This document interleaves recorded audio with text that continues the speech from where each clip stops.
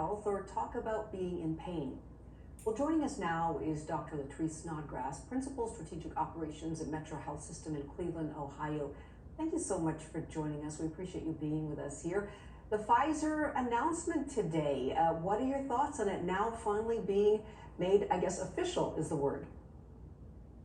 I'm excited by that. I think that, obtaining the vaccine is necessary to keep our community safe. So it's exciting news that it is official, effective today.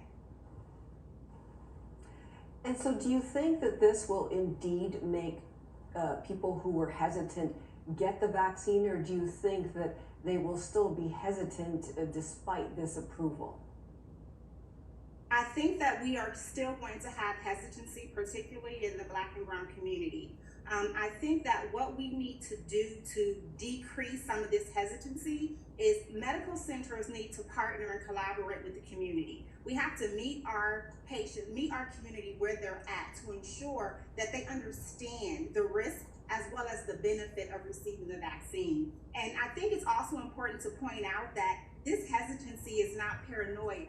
This hesitancy is based on historical events that have taken place within the Black and Brown community. So we have to be intentional and diligent about dispelling some of the myths that are causing this level of hesitancy. So I think that this is one step in the right direction, but we still have more work to do to ensure that our communities are receiving the vaccine and are receiving it feeling safe and confident in the decision that they've made.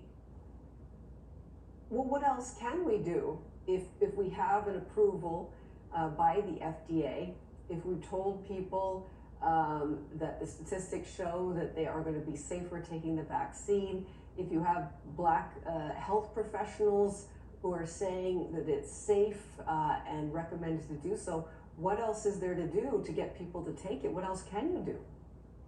Right. So I think that we need to create community ambassadors. So our community, we trust our pastors, our beauticians, our barbers, the community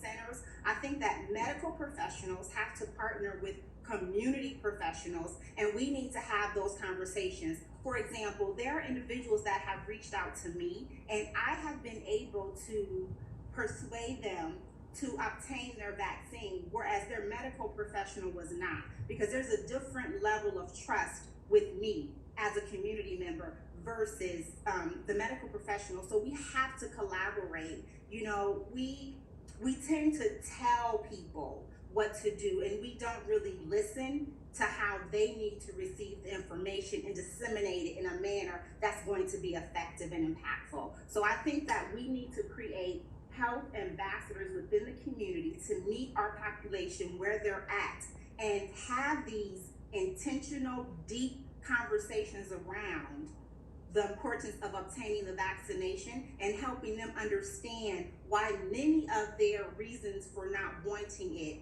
are perceived risk and not actual risk. Yeah, that may be the way to go, is getting to those leaders who can spread the word.